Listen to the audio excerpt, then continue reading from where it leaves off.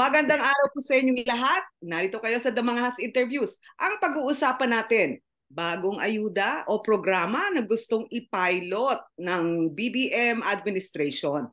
Mapagpapaliwanag po natin at dagdag na impormasyon mula kay Social Welfare and Department Secretary Rex Gatchalian.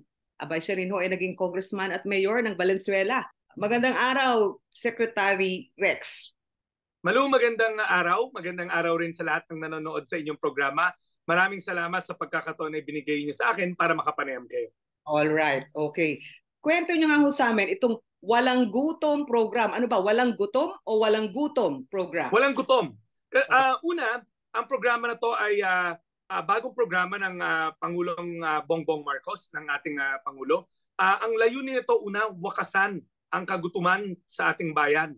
Kasi sa huling talaan ng Philippine Statistics Authority, mahigit sa 1 milyon o kulang-kulang 1 milyon na pamilyang Pilipino pa rin ang nakakaranas ng kagutuman. Can you imagine? Ito yung mga pamilyang hindi kumikita na mahigit 8,000 kada buwan. So para sa pagkain pa lang, kulang na para tustusan ang kanilang pangangailangan sa pagkain.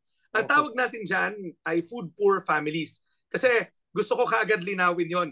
Baka akalain ng maraming tao na tumaas ang ekspektasyon na lahat ng mahirap ay makakasama sa programa. Kung hindi, ang tinatarget natin yung poorest of the poor o yung food poor families. May 1 milyong Pilipinong na kasama sa kategory na to at yung 1 milyong Pilipino na to, milyong pamilyang Pilipino na to ay makakatanggap ng food credits kada buwan na worth 3,000 at yung 3,000 na yun nahahati yun sa 3 important na component. 50% nun ay para sa carbohydrates, so makakapili sila sa tindahan na accredited. Ano ba? Bigas, tinapay, pansit, or kung ano yung carbohydrates. 30% protein, so ano yan? Baboy, baka, isda. And then 20% ay healthy fats or fiber. So makakapili sila within the family food groups at mabibigyan sila ng food credits. Hindi necessarily cash ang binibigay sa kanila, kundi food credits. Food stamp ang sinabi, ano po? So ibig sabihin, ang inyong paliwanag nung unang na-launch ito, kailan lang? Merong parang digital remit. Napadala ninyo, digital, hindi cash kailangan. At yung credit na yon parang food stamp na dadali nila sa mga tindahan at groceries. Ganun po ba? Tama. Pag-accredit tayo ng mga palengke, wet market, mga kadiwa ng Pangulo, mga maliliit nating mga groceries, tindahan. At pag na-accredit sila, doon pupunta yung ating mga beneficiaryo, dala-dala nila yung isang card, na digital card, na nandun na-load yung food credits. So kada buwan nga, makakatanggap sila ng 3,000, hindi yun cash, food credits yun. Halaga ng cash, ang halaga pero pang pagkain lamang para masigurado natin na ang ginagamit nila ay bumili ng masustansya, masarap at mura na pagkain. Ngayon, in return, sabi ko nga, kasi baka isipin na maraming tao, ito na naman sila, meron na namang ayuda. Kami tinitignan namin dito, hindi ito ayuda in the real straight sense. Kung hindi, this is a investment o namumuhunan tayo sa taong bayan. Sa human capital natin kung tawagin. Namumuhunan tayo sa Pilipino. Kasi sa panahon ngayon, hindi naman pwede na may pamilya pa ring gutom. Imagine nyo, ang layunin ng ating pamalaan, maiangat ang ating bansa sa high middle income nation. At dahil dyan, napapansin nyo na maraming mga activities para makakuha ng investment mula sa iba't ibang mga bansa at lumikha ng mga high value or added value jobs. Pero kung ating mga pamilya, ang ating mga kababayan ay gutom, so paano sila makikilahok? They don't have enough nutritional value to partake of the economic growth that's being generated. So yun nga, so we're ending hunger, tatapusin natin ang kagutuman, pero gusto rin natin na may kapalit. Ano yan? So una, kapag bahagi ng programa, meron tayong tinatawag na work component kung saan, dahil hindi ka nagutom, isang membro ng pamilya dapat nakikilahok sa nation building sa pamamagitan ng paghanap ng trabaho. Pupunta ka ng mga job fair ng DOLE kada buwan hanggang makahanap ka ng kahit anong trabaho. Importante lang talaga may trabaho para nasisimulan na natin yung paglahok nyo at maging produktibong mamamayan ng ating bansa. And pangalawa, kung hindi man, hindi ka pumunta ka ng job fair, hindi ka nakakuha ng trabaho, partner natin ang TESDA dito para naman sa upskilling. Kailangan ma-upskill kasi natin yung mga kababayan natin para masigurado natin na kung anumang trabaho ang nandyan, maging bahagi siya. Yun yung unang kondisyon. Yung pangalawang kondisyon, meron kami tinatawag na nutrition development sessions. Kasama natin dito yung private sector, yung Pilipinas kontra gutom. Ano na naman to? So every month, bago sila mag-market day, tinuturuan sila, lalong-lalo na yung mga pregnant and lactating. Kasi, Malu, nakalimutan ko kanina sabihin, bukod sa pinakamahihirap nating pamilyang Pilipino, kasama rin dyan yung mga pregnant and lactating women kasi malaking problema pa rin yung stunting o yung pagkabansot, no? At nangyayari yan sa first 1,000 days mula pagbubuntis hanggang sa 2 years old, more or less. So gusto natin na mawakasan na rin yung problema na yan. So bahagi rin dyan yung mga pregnant and lactating women natin. Yung mga nagbubuntis, yung mga nagpapasuso na ina. At so going back, yung nutrition development sessions, doon natin tinuturuan sila kung ano ba ang masarap, masustansya na pagkain. Kasi gusto natin magkaroon ng behavioral change o baguhin ang pag-uugali patungo sa pagkain sa bahay. Gusto natin matuto sila na masarap. Ang mura, pwede naman pala maging masarap, pwede maging masustansya. Okay. Ngayon, Secretary Rex, paano yung konsepto nito? Halimbawa, may food stamp ka, okay? Ang pilot ninyo, lulunsad pa lang, sa 3,000 pamilya. Ano yung initial sense ninyo? Yung success rate nito? Kasi halimbawa, iprenda yung kanyang card, yung food stamp. Halimbawa, 3,000 yung pera mo, bali 100 pesos a day. Napakamahal ng bilihin ngayon. Dalawang bagay, Malu. First of all, dahil digital to, may mga security features siya. Like yung current na card na ginagamit natin, may biometric siya. Ibig sabihin yung fingerprint mo, i-Q in mo muna bago mo magamit yung card mo. Hindi nakapulot ka lang ng card, gagamitin mo lang. Hindi yung na-prenda lang, gagamitin mo na. So may security features yun. Pero wala namang programang perfecto. Alam natin na kung lulusotan ng isang programa, meron talagang chance na magkaroon ng system loss. Kaya nga tayo may pilot ngayon. Ang maganda sa programa na to, dahil naniniwala ang Asian Development Bank, ang World Food Program, na diba sa Sustainable Development Goal natin, ang number 2 dapat zero hunger. Zero hunger. So walang gutom. So ang sabi nga nila, naniniwala sila sa programa na to, matagal na nilang gustong isulong sa bansa na to. So ngayon may meeting of the minds. Kaya yung pilot natin na tatakbo ng 6 na buwan sa 5 lugar na may 3,000 pamilyang Pilipino, fully funded ng isang grant mula sa Asian Development Bank. 3 million US dollars ang ibinigay nila, at ang nagpapatakbo ng programa ay World Food Program dahil sa experience nila sa food stamp all over the world, and may experience na sila dyan eh. So sila magpapatakbo, tayo nag-design, and bakit may pilot? Kasi nga minsan tinatanong, ba't ang tagal? Bago natin palawigin ang isang programa, napaka-importante na pag-aralan muna natin. Kaya nga yung pilot, doon natin makikita ano yung mga maaring maging problema, ano yung mga butas, ano yung uubra, ano yung hindi uubra. Mahirap kasi yung bigla mong papalakihin ng isang programa, tapos sa dulo, biglang sasabihin natin, ay, mali. Then, sayang, wasteful spending na ng pera ng taong bayan yun.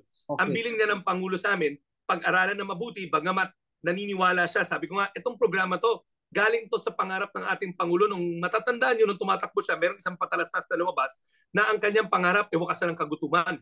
So sabi niya, tamang-tama to, i-operationalize. Pero pag-aralin nyo na mabuti. Siguraduhin nyo na makita natin kung ano ang uubra, ano ang hindi uubra. Kaya 6 na buwan ang itatakbo ng pilot natin. Alright. Yan, Secretary Rex, paano pipiliin? Halimbawa, parang ikaw ay paborito ni Barangay Kapitan, lalo na yung mga nanalo next election. O kaya any mayor. Paano mo masasabi kung sino yung qualified at deserving?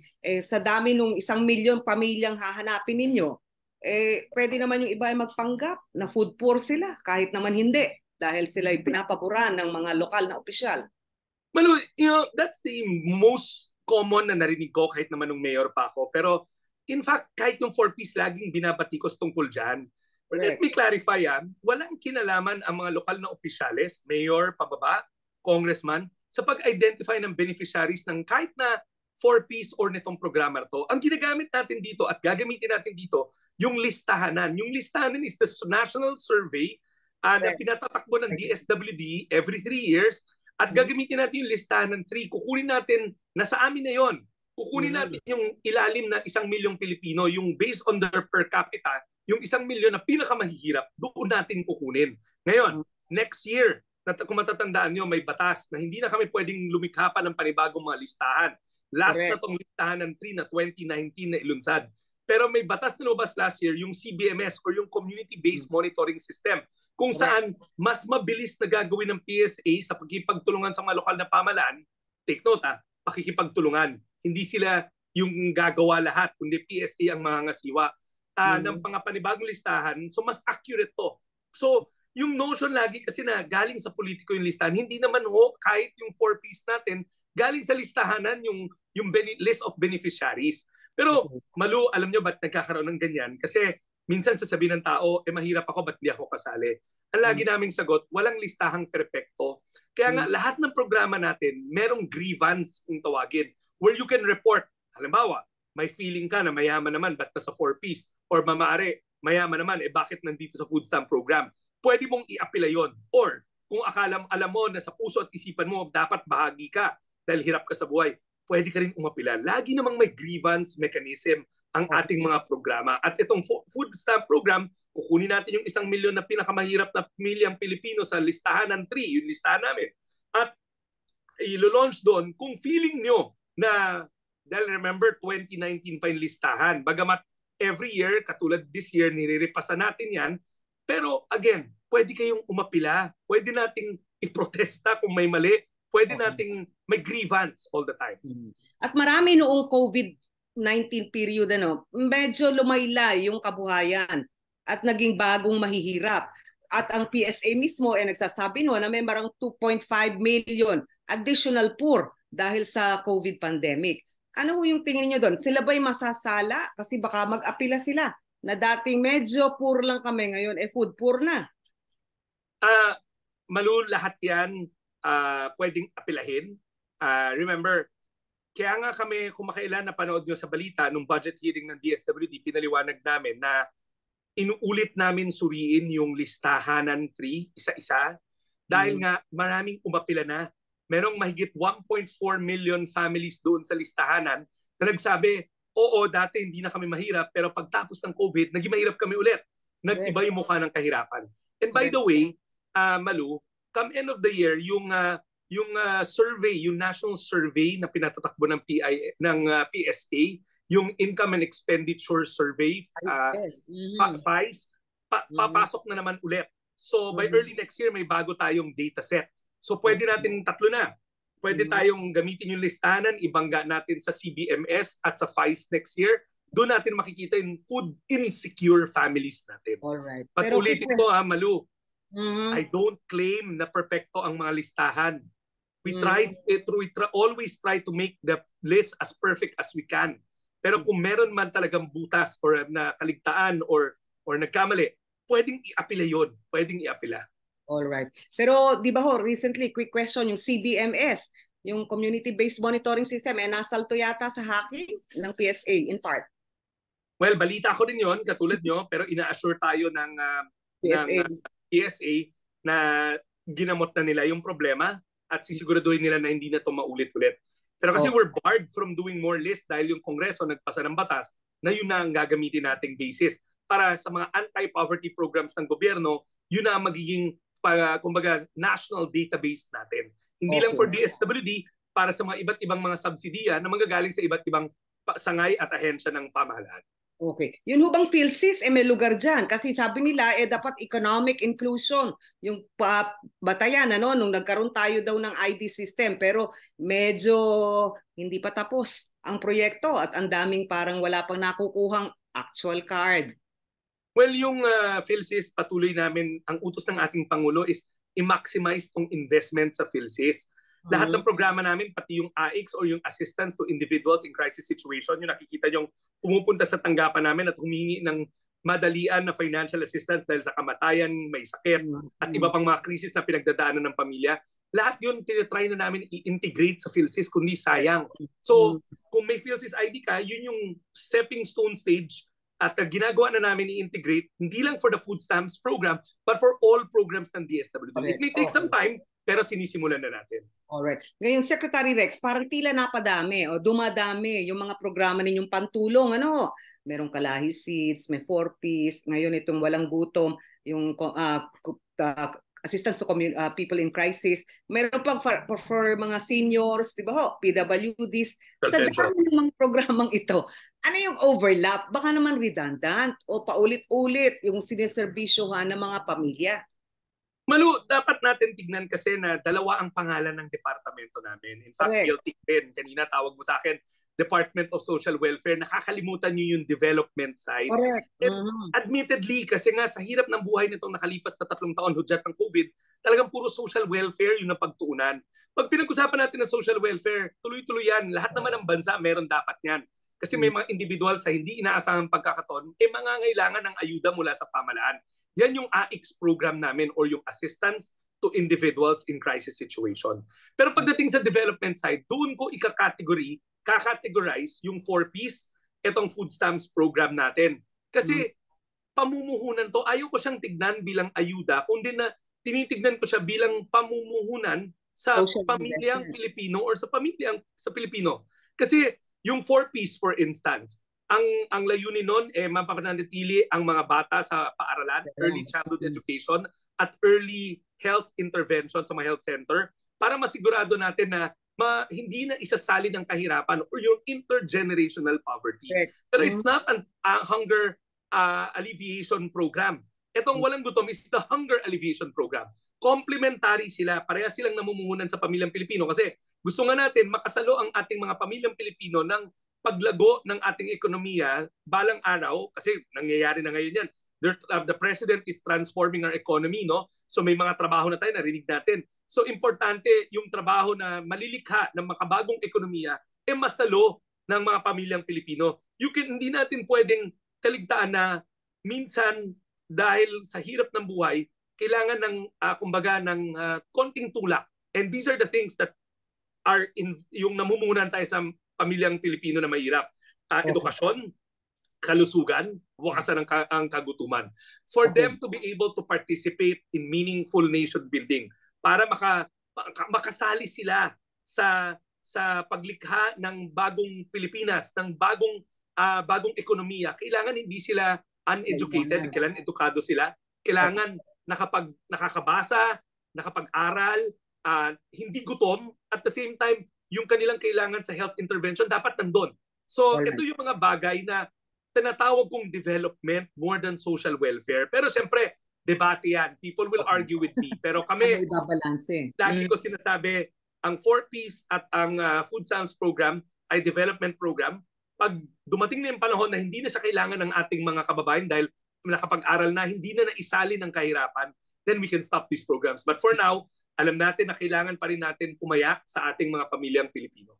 Okay, Secretary Rex, let's talk about sustainability. Okay, may grant ngayon for the pilot, yung Asian Development Bank. At merong budget na na-allocate dahil may executive order ang Pangulo. Pero moving forward, hanggang 2027, ano ang funding obligation or funding requirement na ganitong programa kada taon? Well, di ba dahan-dahan din natin siyang palalakihin. Pagtapos ng 6 na buwan after the pilot, magtagumpay yung pilot, the first round will be 300,000 families and then another 300,000 hanggang sa maabot natin yung 1 milyon na pamilya. Sa kada 300,000 Pilipinong pamilya na food poor, ang kailangan natin ay mga around 12 billion pesos.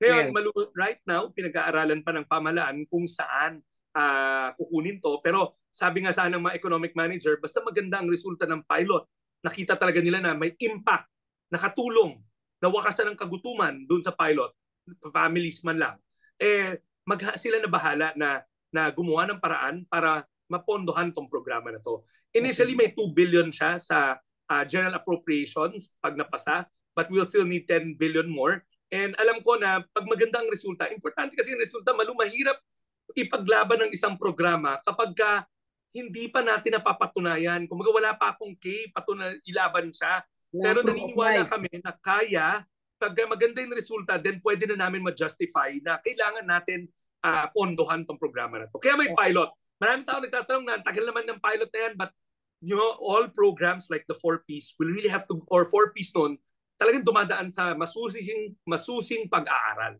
Okay. Ngayon, ano yung pag sinabi ninyong maganda resulta? Anong indicators ng performance? Ano yung ipapakita ninyo sa dulo na okay at mahusay ang programa? Well, para sa mga mahirap nating pamilyang Pilipino, yung food poor, hindi na sila nakakaramdam ng kagutuman. Yung food insecurity, dapat mawala yun eh. Alam nyo, may partner tayo dito yung private sector din pala na bago ko makaligtaan. Mga private sector companies like Globe, dahil yan ang advocacy nila eh, yung mga corporate social responsibility nila. Tinulungan nila kami na itap ang social weather station, SWS, na gumawa ng impact assessment kasama ng ADB para ma-measure natin. So ngayon, nagbe-baselining na tayo. So kumbaga, doon makikita natin yung food insecurity. Malu, I don't know if you remember, quarterly yung SWS naglalabas ng hunger, self-rated hunger. Halos gano'n. So maganda, meron tayong historic data from SWS. That's why we went and sought SWS para makita natin na may continuity yung impact assessment natin. So ang basic na premise dyan is the insecurity. Yung mga katanungan dyan, ikaw ba ay natulog ng gutom in the past 30 days? Ikaw ba ay kumakain ng tama? Yung survey na yan will be self-rated but meron siyang mga indicators. Number 2, bagamat maikli ang 6 months, meron din yung, dahil nga may pregnant and lactating women, meron din yung mga physical na sukatan para sa pregnant and lactating women at yung DOH gave us the metrics already. Pero siyempre, imposible naman after 6 months, meron ka na makikitang massive or drastic improvement. Dahil alam naman natin na we're fighting stunting, so it will take some time. Pero may tinatawag sila ng mga assumptions where when you can see the diversification o yung paglawak ng kinakain ng isang pamilya, lalo ng isang pregnant buntis na babae, you can ascertain na pag tinuloy-tuloy niya yung programa na yun in 2 to 3 years, ganito ang magiging timbang niya na. At yung anak niya, ganito ang magiging timbang. Yung 6 na buwan is just a glimpse, pero hindi naman pwedeng napakatagal rin ng pilot. So, yan yung mga indicators. And ang maganda dito, partner natin yung private sector at alam nyo ang private sector, it's all about impact. Hindi to yung tipong gusto gagawin. So that's why they believe in it also so that we can once and for all end hunger or once and for all mawakasan natin ang kagutuman. Okay. Ngayon, kung SWS survey, actually perception yun. Ano po? Sasabihin nila na hindi na sila dumaranas ng gutom pero umiiyak ang mga mamamayan natin sa inflation. So magsasaliko pa no, yun pong mga konsepto at karanasang yun. Pangalawa, yun yung parang sinasabi ninyo na may metrics ang DOH para malaman kung umuhusay kalusugan ng nanay at mga bata. Ibig sabihin may monitoring and evaluation team kayo na bababa. Parang malaki yung gastos niyan o yung network ng mga trabaho ng mga manggagawa na kailangan ninyo to monitor results. Malu, meron. Kasi 3,000 pa lang naman yung pilot. So kasama na yon sa grant na binigay sa atin. A big chunk of that is actually in M&E or yung monitoring and evaluation. Kasama yun sa grant, talagang kailangan mo gawin yon para mapatunayan mo. Now, self-rated siya, yes, true, pero that's how it is, di ba? You have to make sure that the person feels that way. Kasi even yung poverty indicate, yung napapalathala lagi sa mga dyaryo, self-rated yun eh. But of course, in crafting the questionnaire, we have experts like part ng consultant crew namin, si Professor Roel Briones, who's a known statistician and poverty and hunger expert. And then kumukonsulta rin tayo kay Yusek Dennis Mapa ng PSA. He was also known as an anti-poverty or poverty economist. Tapos nandiyan rin si Secretary Balisacan, who is a known poverty expert. So, kumbaga, yung pag-craft or paghubog ng impact assessment natin and yung monitoring evaluation, hindi lang nakapatong sa SWS, kundi may mga eksperto mula sa academe and sa government who's coaching us on what to look out for, kung ano yung titignan namin para masabi natin na matagumpay ang isang programa. Alright. Okay. So, alam ko medyo talagang makutiti o masinsin kayo nagpaplano palagi. Kayo po at yung inyong kapatid, si Senator Win. Pero, sa totoo lang, may tao ba ang DSWD to do this? Kasi nasabi ho sa Senate hearing, kakaunti ang inyong plantilla o permanent employees at saan damakmak ang inyong mga job orders at saka contractual na mga empleyado. Paano ho yun? Kasi yung sustainability could also depend on yung continuity ng mga manpower o yung personnel na magmomonitor. Malu, sadly, that's the reality we're dealt with. Patuloy kaming nakipag-ugnayan sa Department of Budget and Management para madagdagan at maging regular yung mga empleyado namin. But hindi kami pwedeng tumigil eh. And alam mo, Malu, I have to be honest with you also and tell you what I see inside the department. Okay. Sometimes it's not just money. Alright. May mga nadatnan ako na napakaraming empleyado sa DSWD na it's about love for country. Marami Okay. kami mga social workers, mga psychologists, development workers who's been in the department for as old as I am or even older than I am kasi matandang departamento to, who's there even if they're contract of service pa rin just because they love the country and they're passionate about what they do.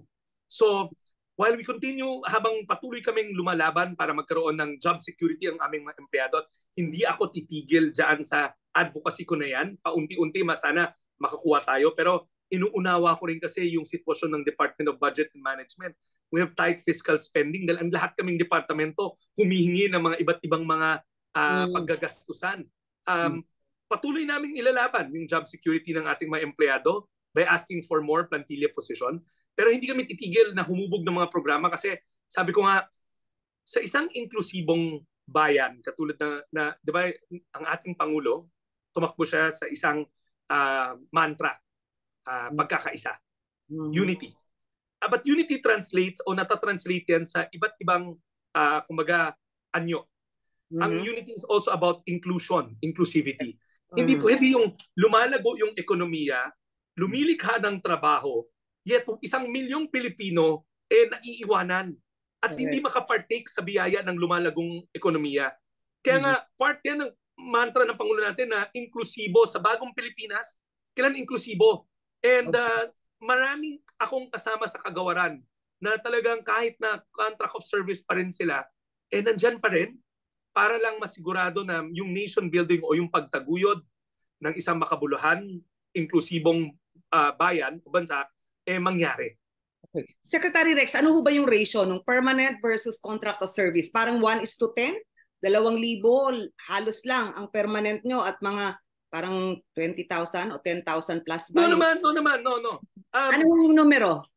It's around almost 35% ng aming mga empleyado ay regular. Yun yung binabanggit mo sa hanay ng mga social worker yon.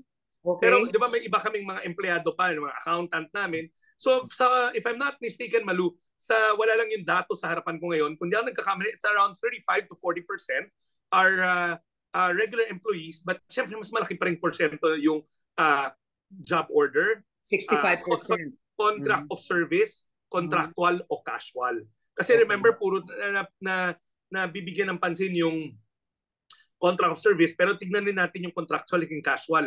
Bagamat may mga benepisyo sila, they are not regular employees. So kasama yun sa pool na pinag-aaralan natin.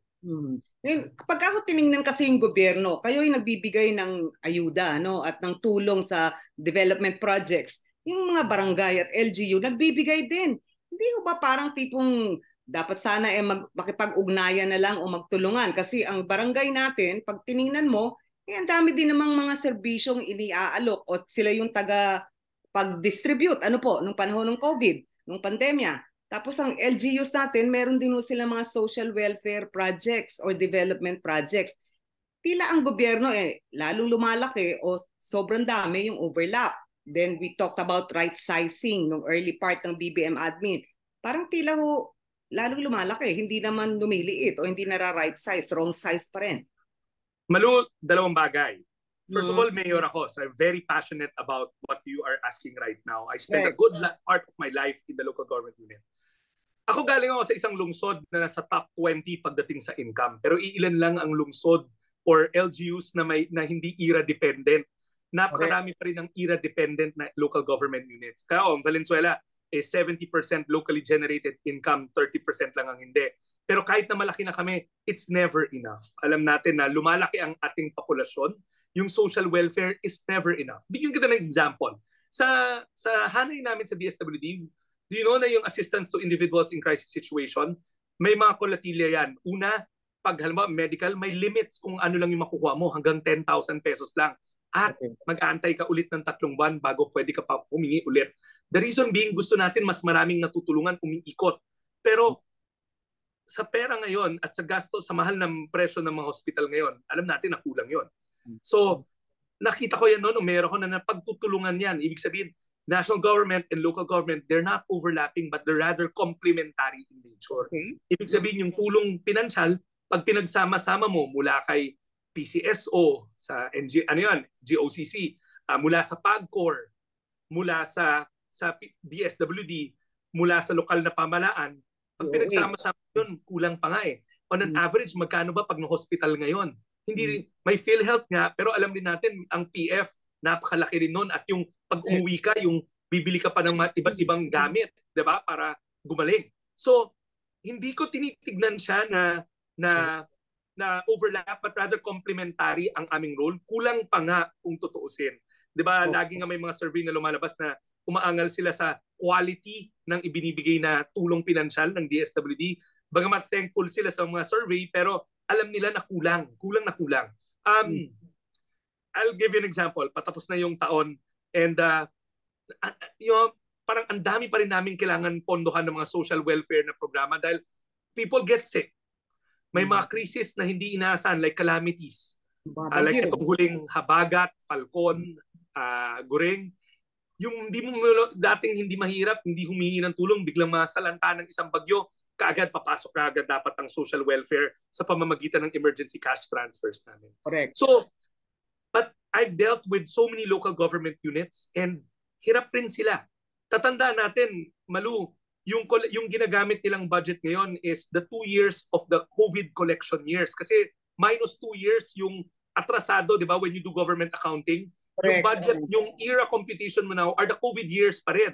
So kahit na meron tayo yung Mandanas ruling na lumaki yung income ng mga LGU, hindi pa rin nangyayari yun dahil COVID year collections pa yung ginagamit natin ngayon. Bukod dyan, ang populasyon lumalaki. Malu, it keeps on getting bigger and bigger. We're one of the fastest growing populations out there. So yung dating maliliit na mga LGU, they're trying to keep up. No? So kulang. Palagay ko, pag iiwanan lang natin sa local government units. Ang definition ng right sizing, Malu, ay hindi naman bawas ng tao. Ang sabihin, angkop sa serbisyo at sa bilang ng pinaglilingkuran mo. Maraming tao sinasabi ang right sizing, magbawas ng tao. Hindi yun necessarily. Ang definition ng right sizing is iangkop mo, iakma mo sa nature ng trabaho yung dami ng manggagawa mo. So, we have to look at it na streamlining siya. Iangkop, iakma. But the population is growing. Alam natin yan. Kaya nga sabi ko nga dun sa budget hearing namin, we're one of the larger bureaucracies. We have 34,000 na empleyado that dispenses with different social welfare and development programs day in and day out. And kulang pa, like you pointed out kanina. Parang worried kayo sa sustainability kasi walang job security yung mga tao namin. And amin ko sa'yo, 34,000 seems a lot. Pero sa laki ng population, medyo kulang pa rin yun. Okay. Ngayon, Secretary Rex, madalas pagka, kunyari, may program na kayo, no? Yung standing programs ninyo o yung continuity assured. Pero pag may kalamidad, na-mention ninyo, pag may bagyo, o kaya merong price control sa bigas at kailangan mag-distribute ng ayuda, kayo palagi yung kinakalabit na dagdag na trabaho. Paliwanag nyo nga ho, how does it affect yung mga emergency ayuda packages na yon? Kasi may regular stream kayo, merong bigla-bigla dagdag o patong na programa. Well, yung budget source naman ng DSWD, multiple rin. Ibig sabihin, pag humubog kami ng budget, may mga iba't ibang pinanggagalingang accounts. For instance, pag disaster, gumagamit kami ng Quick Response Fund pag may state of calamity. Ang fund source nun ay galing sa disaster fund ng pamahalaan. Meron tayo yung regularly program na assistance to individuals in crisis situation. Line item yan sa general appropriations. So sa awa naman ng Diyos na pagkakasya, dahil nga marami tayong kumbaga iba't ibang fund source mula sa pamahalaan na pwede natin tap into for the different nature of the problem. So pag yung disasters, kinukuha namin yun sa Quick Response Fund allocation ng DSWD. Pagdating naman sa yung AICS, yung Assistance to Individuals in Crisis Situation, line item yan sa General Appropriation. Pangatlo, yung 4Ps, may sarili ring entrada yan. 100 billion yan o 110 billion yan ng budget namin. 50% ng budget namin. Nakatabi na yan. Hindi siya bahagi ng isang pool. Naka-line item rin yan. And then itong food stamps, hopefully, pagka lumipad siya, magkaroon rin siya ng sarili niyang fund source. So, it may seem a lot. Tama ka. Marami talaga. Pero napagkakasya dahil iba't ibang mga fund source ang pinangkukunan o pinanggagalingan. And nakatakda yan sa batas. Like yung sa disaster, national, yung NDRRMC law, yung NDRIMC law, nandun nakalagay kung bakit inilalaan ng Pamahalang Nasyonal ang 1% ng kanyang budget para sa disaster preparedness. Okay, all right. Ngayon, Secretary Rex, ang problema ho natin, kung kunyari, iba-ibang pitaka, no? Sabihin na natin. Isang pitaka, iba't ibang bulsa. Isang pitaka, iba't ibang bulsa. Iba't ibang tao rin ho ba yung namamahala nun? At saka, paano nyo nasisiguro na baka pare-pareho yung pumipila sa iba't ibang pondong yon? Well, una, iba't ibang tao in the sense na may mga undersecretary kami. We have 10 undersecretaries. Tinanong nga ako dyan sa budget season, di ba? Ba't ang dami? Kasi ang sagot ko, ang dami naming programa. 11 talaga ang nasa libro namin, but 10 kami ngayon, and I'm the 11th. So ako yung kumbaga nagkukumpas sa 10 undersecretaries. May kanya-kanya silang specialty. Meron tayong isang undersecretary na nakafocus lang sa disaster response management group namin. At iba rin yung meron kaming isang undersecretary na para sa 4Ps lamang kasi 100 billion yon. So dapat may nangangasiwa nun. So on and so forth. No? Meron tayong mga specified cluster heads, mga undersecretary na nangangasiwa ng programa na yon. Now, ang tanong mo, baka pare-pares naman yung pumipila. Meron tayong delineation yan. Kaya nga kanina ko nento kung may system ang DSWD, yung tawag, it's an automated system na every 3 months ka lang pwedeng lumapit para sa assistance to individuals in crisis situation. It may be Rex again, pero 3 buwan muna ang makakalipas. Palamig muna tayo ng 3 buwan. Para sa 3 buwan na yun, may iba tayong mapagbigyan. Yung pagdating naman sa disaster, mutually exclusive yun. Pwede kang pumila, maaaring nakakuha ka na ng AIX mo, yung financial assistance, pero pwede ka naman kumuha ng financial assistance para sa nasalanta ng bagyo. But paano ba namin ginagamit yung emergency cash transfer? Kailangan may declaration ng state of calamity. Ibig sabihin yung lugar mo talaga na-declare ang state of calamity bago na nagkakaroon ng panibagong pagbigay ng tulong pinansyal para naman sa nasalanta or biktima ng mga bagyo at natural calamities. Okay. Ngayon, tingnan ho natin yung issue ng parang sabi nila, minsan ang angal sa DSWD parang luma daw yung mga relief packages niyo. Siguro hindi maiwasan kasi may naka-standby kayong supplies. Ano po? Pangalawa, parang may sindikato nga ho ba na parang pumipila o parang nagkokolekta ng mga applicants o yung mga beneficiaries tapos may contact sa loob ng DSWD. Yung dalawang ako, una, I'll have to dispel that, no? Dahil kami yung management ng inventaryo namin masusi, sa bilis na dami nang nangyayari na kalamidad every day. Hindi lang natin nababalita, may sunog dito, may maliit na ipo-ipo dito. Nauubos talaga yan. So it's a moving siya, gumagalaw siya. And minamanage namin na maigi based on how we procure. Ibig sabihin talagang hinahabaan namin yung expiry date. Kung bumibili kami yung pangmatagalan, yung good for at least 1 year bago siya masira. So I assure you that the department is trying its best or doing its best in terms of procuring long shelf life products. Pangalawa, syempre may narinig ka. Alam ko yung sinasabi mo, Malu, yung tinutukoy mo, yung minsan nagko-complain sila sa quality ng ating binibigay, yung tuna, for instance, itong summer. Alam nyo, Malu, sadly, sa procurement law natin, pag nag-open bid tayo, competitive bidding yan, kung yung brand na mas mura ang nanalo, wala tayong choice, ba't kunin yan?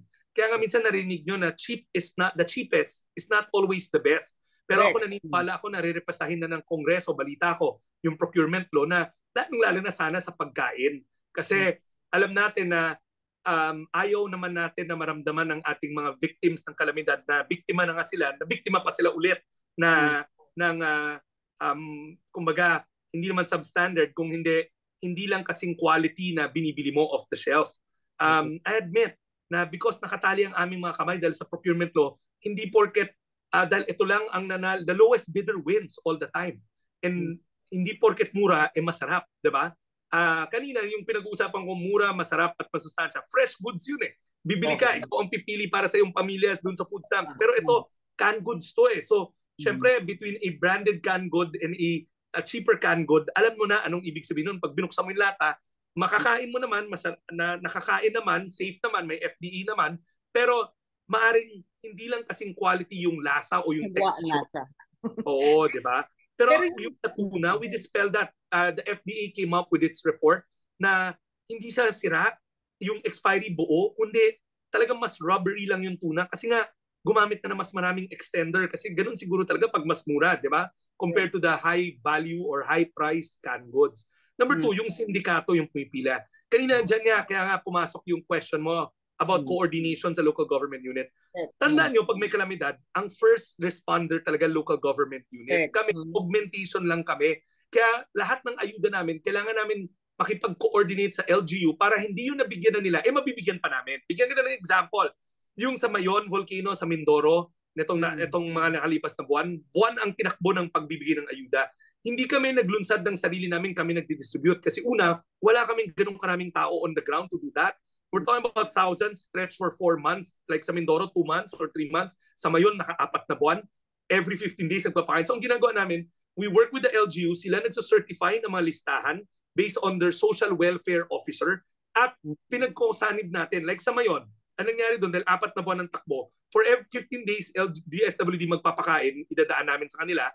Pagtapos nun, sila naman ang magpapakain gamit ng resources nila. 5 days naman sila. Then kami ulit 15 days. Para napapahaba natin at hindi nagdodoble yung pagbigay ng recipients. Kasi ang hirap naman na DSWD magbibigay kay person X, tapos bibigyan din ng LGU. So talagang it's a coordinated effort. Alam mo, Malu, lagi nga ng Pangulo sinasabi sa akin pag may kalamidad, Rex, mayor ka. Alam mo yan. You have to coordinate with the local government unit, putting in the safety nets, making sure na hindi nagdodoble. I'm a firm believer that we empower local government units dahil naranasan ko yan bilang mayor. Mahirap magtrabaho kapag hindi ka kinakausap ng pamalang nasyonal. Okay. Ngayon, tingnan ho natin yung beneficiaries. Parang if we move the Walang Gutom program forward, meron na tayong poorest municipalities sa bayan natin. Pero nandun sila sa mga malalayong lugar at mahirap abutin. Meron din ho tayong poorest sectors. Yung farmers at fisherfolk, women and children kasama doon. Sila ho ba parang kasama sa mga susubukan ninyong abutin? Ang poorest municipalities natin kasama na syempre yung nasa BARM. Maguindanao is a pilot area. Yung Mindoro provinces, ganun din ho. At parang hindi ko alam kung how would you design it, yung from 3,000 to 300,000. Malu, we don't look at it geographically. Remember, we're going to use listahanan which is spread across as household, as families. So, household. So, it doesn't matter where you are. Basta umabot ka dun sa income threshold na below 8,000 pesos or the 1 million poorest per capita sa listahanan, then bahagi ka kahit nasaan ka. Bakit tayo pumili ng 5 pilot site? Kasi alam natin na nandun yung incidence of poverty mas matataas sa mas mga 6th class, 5th class, 4th class, 4th, 5th class, and 6th class municipalities. Nandun yung mataas ang incidence ng poverty and stunting, hunger, and poverty. So, malamang doon mangyayari yun. So, tinignan na natin, di ba? So many studies have said, the farther you are from the city centers, the poorer the people become. So, that's why nga ang mga pinili natin parang sa BARM. Karaga dahil typhoon area yan. They're always hit by a disaster. Gertrude sa dulo ng Camarines Sur. We have one municipality that slips my mind lang now in Isabela. Nandun siya sa eastern seaboard. So, and Tondo, which is the urban poor. Kasi alam natin dyan makahanap yung mga magiging beneficiaryo natin. So, we want to make sure na yung design natin angkop sa lugar nila. Natural, iba-ibang lugar, iba-ibang sitwasyon. So, maari sa Tondo, accessible yung mga retail centers. Pero yung mga groceries, yung mga MSME. Pero sa pag pinag-usapan naman natin, alam mo, Gertrude Torrena, maaaring ang gagamitin natin doon ibang modality, pop-up wet markets or kadiwa ng mga pangulo. Saka Isabela, malakas yung kanilang agri-co-op. We will tap into their network. So we're trying different cases so that we can see different outcomes, same outcomes with different modalities. Parehas na positibo pero iba't ibang retail area ang ginamit natin. So ang point niyo is i-modeling niyo iba't ibang approach pag-connect ng beneficiary sa merkado o sa sources. Ngayon sabi nila sa mga syudad, you've chosen Manila, pero marami ding mga syudad tayo, city centers. Yung syudad is second or first class na syudad. Pero ang poverty incidence hindi man mataas, pero yung pockets of poverty within the city, yung urban poverty, yung urban poor na sinasabi nila, informal settlers, mas matindi kaysa sa rural poor. Paano ho yun? Remember, Malu, yung listahanan is a saturation survey yan. Hindi siya, may mga mukha at pangalan siya. Whenever they do listahanan, talagang I keep on saying they kasi nung nangyari listahanan 2019, wala pa ako. Pero wala pang COVID. The model there is pockets of poverty in highly urbanized centers, highly urbanized cities, and then saturation in the rural areas. So talagang I'd like to think na kinalat niya ng maigi at nag-survey na maigi ang ating mga surveyors nung time na yun. And then, di ba nabalitaan nyo nga recently, we've been revisiting them, revalidating them using our own social welfare case management indicators, no? Umikot yung mga city link namin, mga municipal link namin, to validate 1.4 million of those families who said, look, mahirap pa rin kami, ba't nyo kami inaalis? So, inulit natin ulit yung proseso by making sure na alam natin yung level ng kanilang pamumuhay. Kasi, di ba, may tatlong level yan. In the poor, meron yung level 1, yan yung survival mode sila. Level 2, yung subsistence. Level 3, yung economic independent na sila. So, talagang nirepasa natin na nirepasa para masigurado natin na malinis yung listahan. Even up to now, we're doing a cleanup again as not as a one-shot. Nililinis namin yung listahan hindi once a year lang, kundi patuloy nililinis kasi nag-iiba yung anyo ng buhay nila. Kaya nga meron tayong case management tool, yung SWIDI, kung tawagin yun, Social Welfare Indicator na survey na tinatakbo ng aming mga city link, municipal link, all over the country. Okay. Secretary Rex, yung kakaibang anyo nitong food program ninyo, yung walang gutom, food stamp, digital ang mode na gusto ninyo, entirely digital.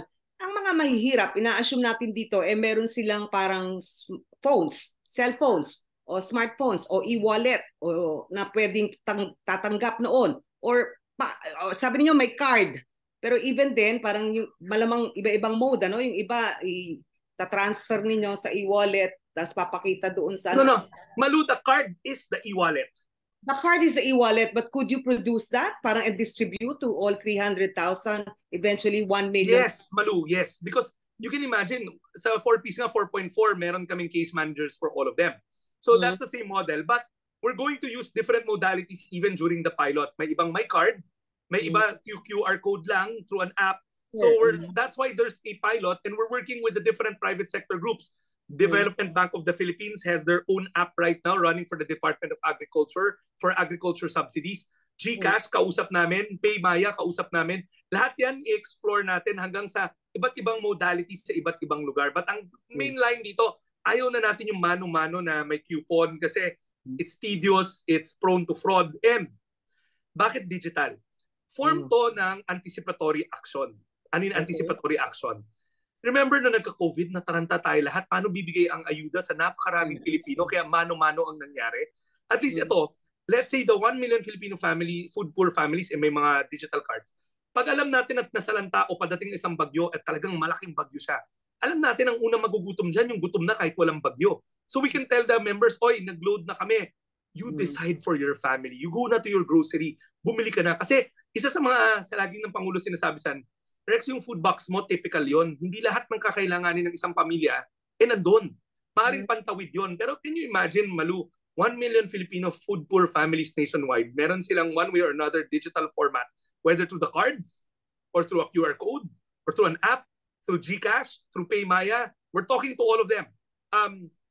May padating na bagyo. 14 days out, we can load their cards and say, hoy, bumili na kayo ng mga pagkain para naangkop para sa pamilya mo. It's a form of anticipatory action. Yan yung isa sa mga magiging benepisyo nito paglaon ng programa. Okay. It sounds and looks like a very well thought out program. Pero even then, sabi nyo, walang perfect list, walang perfect program.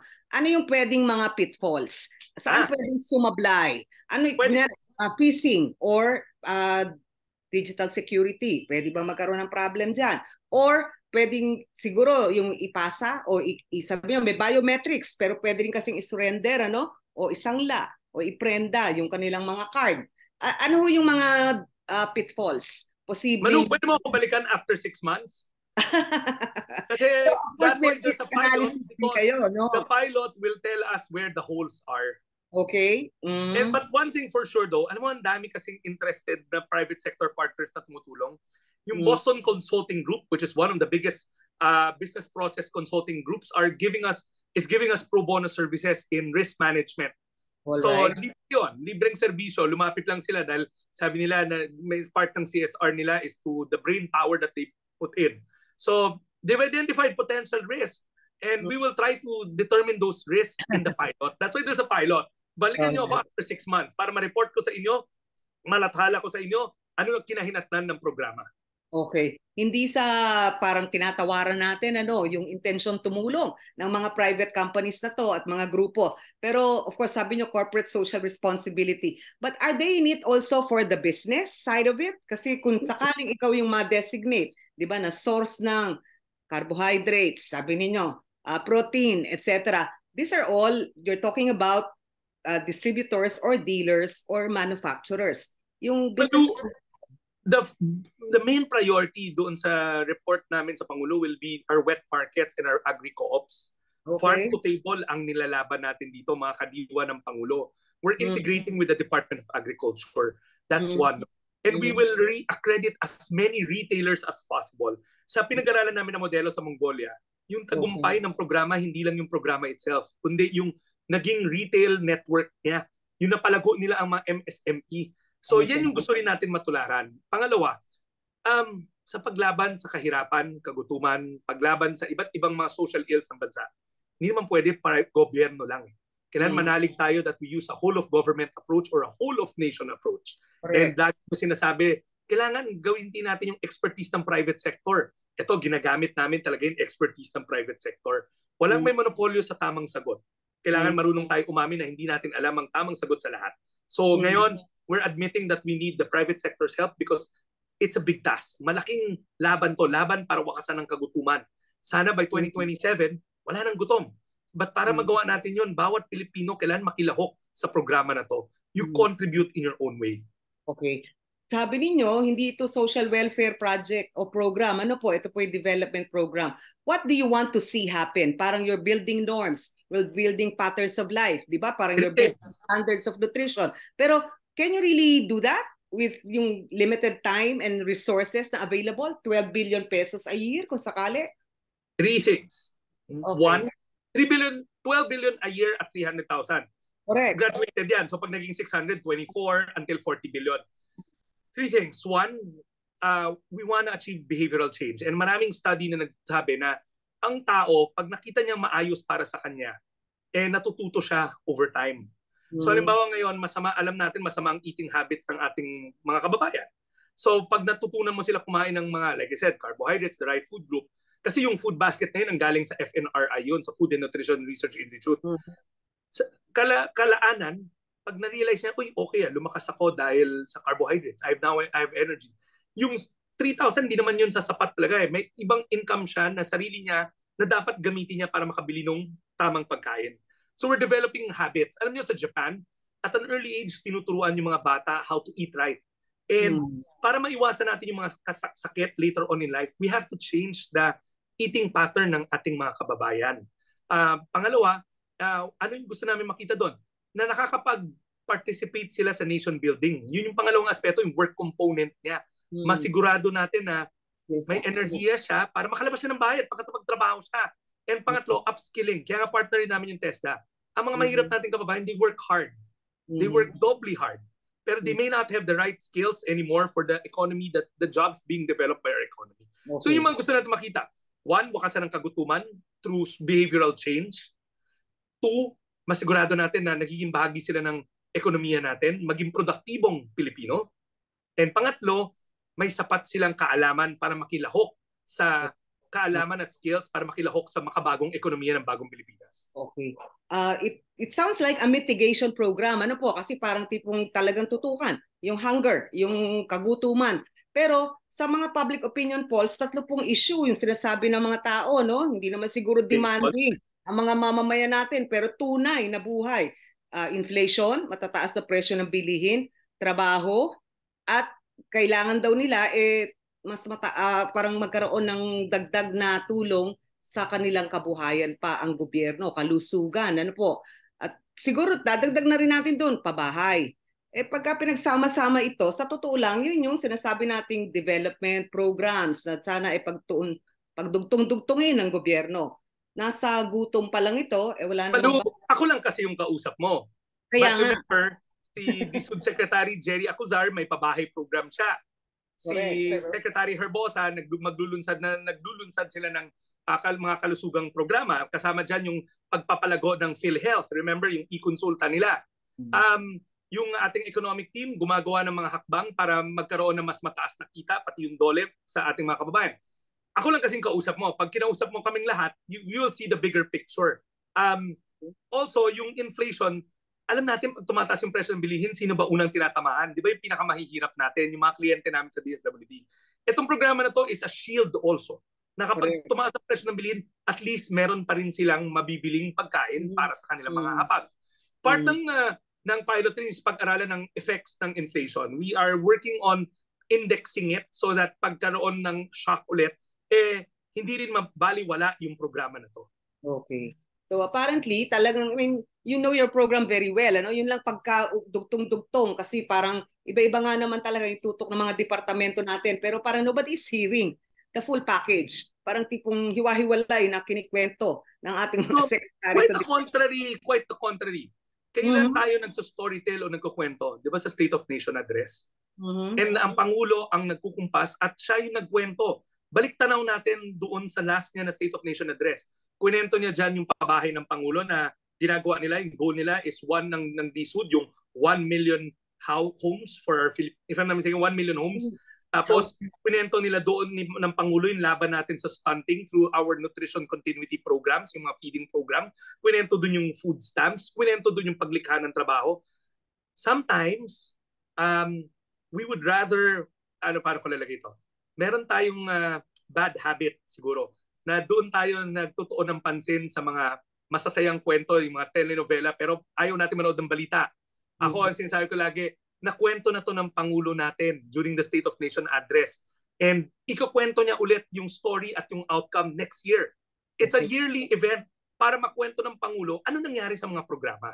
Alright. Pero siguro nga ho, with all due respect, ang problema din is minsan parang lumalabas na papatsi-patsi yung good news delivery ng gobyerno, no? Parang pang-optics, kadiwa, 20 peso rice, mga ganun. Tapos itong pabahay, although tinaas, yung low-cost housing, yung floor price na baka lalong hindi afford ng mga mahihirap. Pero parang wala, ang economic team, siguro dahil putok na putok yung problema din nila, no? Inflation, yung oil prices, yung tax reforms, etc. Nobody talks about the welfare of the Filipino as a complete package from the different departments. Although the President said it's a SONA, but maybe it bears repeating kasi hiwa-hiwala yung pag-deliver. I have a question. We should ask ourselves.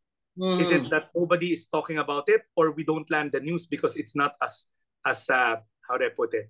It doesn't get the airtime it deserves because there are more sensationalized things that lands the papers. That's a question that goes to you. Is it the lack of us talking, or is it the lack of airspace that we get sometimes? Or not us, but the story itself. Malu, if you do a fact check on the food stamps, and the other social welfare programs, I've been going on about it over and over again. Correct. And from your end. I'm not sure if it lands lang the outfits because maybe there are other pressing matters that lands the news. So again, I pose you this question rather than you asking me the question. Is it the lack of us talking, or is it the lack of space that we get for our programs in the regular or social media space? Maybe both. But on the first point, ang daming mga sinasabi niyong controversial issue, yung mga debate sa confidential funds, yung mga problema ng mga pulis na nasasabit doon sa mga... Sagot ko dyan, Malu. Sorry. That's why I spent an hour now with you because na-excite ako na meron akong airtime to talk about this program. Okay. Actually, we're so happy na... Hindi ako magsasawa na tanggapin hanggang sa kaya ng oras yung ilathala yung mga programa ng ating Pangulo at ng Administrasyong Marcos para malabanan ang kahirapan at ang kagutuman. That's on me because the department is all about ending poverty and ending hunger. I think so. Parang klaro sa inyo, tsaka mukhang kabisado ninyo, no, yung lahat ng programa ninyo. Sana nga ganun lahat yung pagpapaliwanag. And siguro nga people should listen more when you deliver yung package of programs for the poor kesa yung nasasabit sa kung ano-anong kontrobersya. On that note, after 6 months, magkita po tayo muli sa Rex at tingnan natin yung resulta ng pilot at yung kung ano yung pwedeng movement forward dito programang Walang Gutom. And I promise you, Malu, that we will make the terminal report public. Maglalabas ang ADB at ang SWS ng terminal report. Bagamat it's a grant, wala namang walang taxes natin na ginamit, but we owe you, the public, and our friends in media, the results of the pilot. I'm keeping my hands crossed na maganda yung effect. But we'll also be very honest with you in telling you kung nasaan yung mga negatives or yung mga tinatanong mo kaninang maaring risk. And kukwento rin naman namin sa inyo, wag naman sana kung hindi siya lumipad. Kasi that's what a pilot is for. Hindi yung lunsad ng programa ng hindi pinag-aaralan. Ano po yung 6-month? Bali kailan magtatapos yun? Yung month 1 to month 6? Kasi yung pera ng ADB, padating pa lang, bagamat nagpe-pre-work na kami ngayon, identifying beneficiaries, may mga ceremonial kick-off na tayo, end of November, dadating yung pera nila. Kinukulit ko sila, pero Malu, I hope you understand na grant to, so kinakapalan ko na yung mukha ko. Kumbaga, binigay na nga, kinukulit ko pang bilisan nila, madali pa. Nila. So, December, it will run, November, December. So, December na lang, December, January, February, March, April, May. And then give us 1 month to digest the report. So, right there about June, July of next year, middle of next year. Tamang-tama for the next SONA, ano po? Baka may magandang palitan. By that time na, by telltale signs na tayo ng resulta. Alam mo rin naman yun na the pilot, bagamat tumatakbo ng 6 na buwan, may makikita ka ng mga nuances ahead of time. Correct. At magandang tatakbo ng Pasko o magsisimula. You hit the ground running, maybe towards Christmas. Yes, tama yun. Maliit man yung cohort, maliit man yung test group natin, 3,000 lang, meaningful pa rin sa 3,000 pamilyang Pilipino. Maraming salamat, Secretary Rex Gatchalian ng Department of Social Welfare at huwag kalimutan and Development. Magandang araw po. Maraming salamat.